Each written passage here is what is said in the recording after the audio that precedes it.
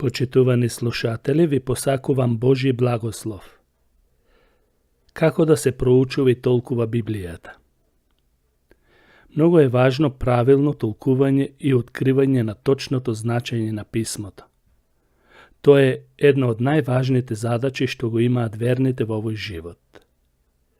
Бог не ни вели дека треба само да ја читаме Библијата, туку заедно со читањето треба да ја проучуваме и да вложуваме труд да ја истражуваме низината содржина. Студирањето на писмото или Библијата е тешка задача. Да, тешка задача. Брз или кус преглед на писмото понекогаш може да даде многу погрешни заклучоци за онаа што сакал Бог да ни го каже. И поради оваа причина, од суштинско значење е да разбереме неколку принципи како да го одредуваме вистинското значење на писмото. Пред да дадам објаснување на темата, ќе кажам како ги собирале библиските книги и како станале канон, односно книги кои ги познаваме како Божи книги, канонски книги.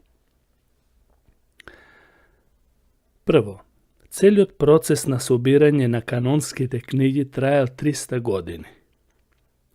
Новозаветните книги, кои ги има 27, се напишени помеѓу 50-та и 100-та година од нашата ера.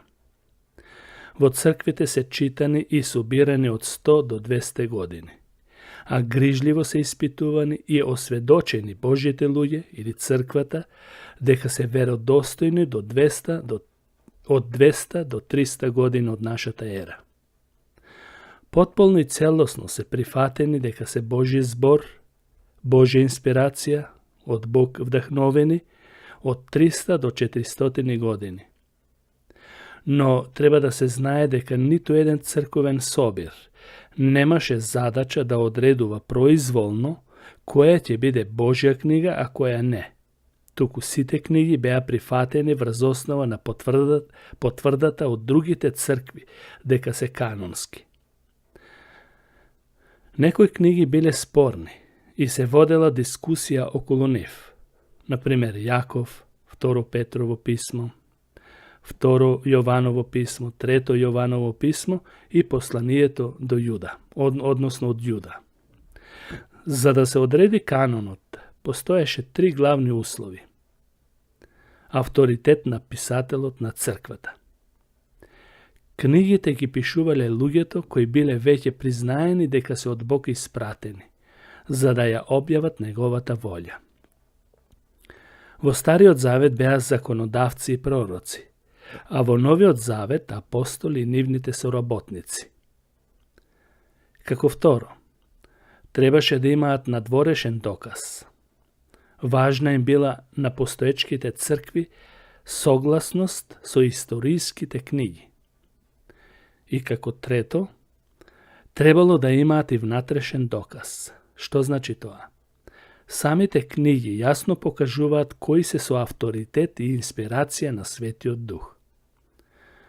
Тоа е многу важно, бидејќи книгите кои се од Светиот Дух не се спорат една со друга. На тој начин е одреден канонот. Надворешниот доказ на инспирација може да ги доведе луѓето до вера, само на нивната историска автентичност. Но сведоштвото на Светиот Дух донесува вистинско духовно уверение за вистината и канонот.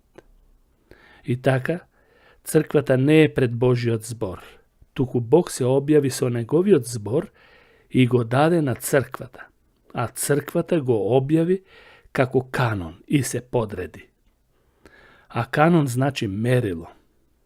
Тие што се проверени и потврдени за канонски книги се правило на нашата вера. Библијата не е авторизиран собир на книги, туку собир на авторизирани книги. Затоа, кога ја проучуваме Библијата, кога ја проучувате Библијата, молете се и барајте од Светиот Дух да ви даде дух на разбирање. Тоа е основа и темел во проучувањето. Во Евангелието според Јован, 16 глава, 13 стих е запишено: А кога ќе дојде тој, Духот на вистината, ќе ве упати во сета вистина. зашто нема да зборува сам од себе, а ќе зборува она што слуша и ќе ви навести за нештата што ќе дојдат.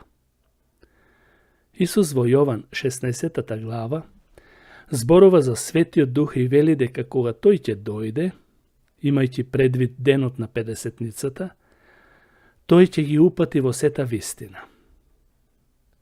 На ист начин, како што Светиот Дух ги водел апостолите во пишувањето на Новиот Завет, тој исто така ќе не води во разбирањето на писмото.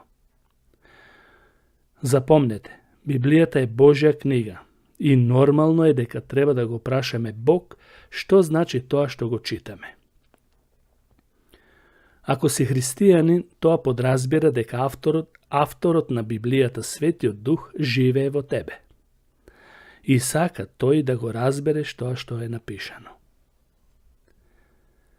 Како второ, не извлекувајте стихови надвор од контекстот и да предпоставувате дека значењето на стихот не е зависен од другите стихови што си ги прочитал. Секогаш треба да ги читате претходните глави и да се запознаете со целта на самата книга, бидејќи секоја книга има цел зошто е напишана и до кого е напишана. Целото писмо е Божја инспирација. Тоа го веле апостол Павле и апостол Петар. Бог имал предвид дека ги користи луѓето како негов инструмент за да ја напишат Библијата. Луѓето што ја пишувале имале своја осмислена тема, цел и конкретни прашања, како и проблемите со кои се соочувале во тоа време.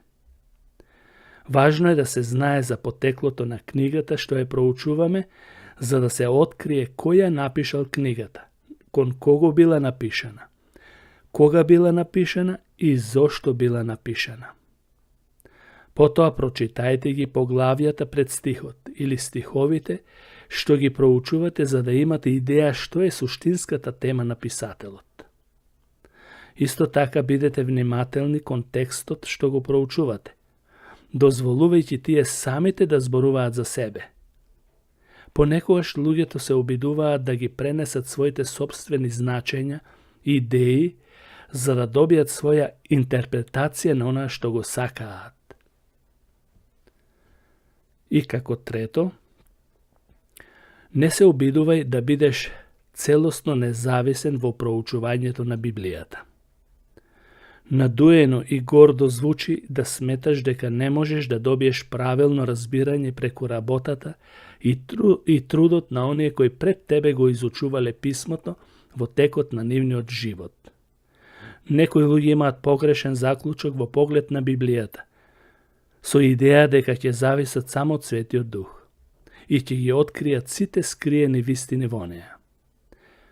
Тоа е наивно и просто да се каже дека од никого не ти треба помош во проучувањето. Христос, испраќајќи го Светиот Дух, даде способни луѓе и духовни дарови во неговото тело. Еден од овие духовни дарови е дарот на учители. Павле вели, тој даде едни за апостоли, други за пророци, едни за евангелисти, а други за пастири и учители. Овие учители ги дава Господ за да ни помогнат правилно да го разбереме и послушаме Светото Писмо. Секогаш е мудро да се проучува Библијата и со други верници, помагајќи се еден на друг да ја разбереме и примеме вистината на Божиот збор. Ако се има предвид овие три основни принципи, верникот нема да западне во некоја еретичка група или нема да се залажува сами од себе дека правилно ја толкува Библијата, наспроти 1000 други кои му укажуваат дека е во заблуда. Бог нека е на помош. Амин.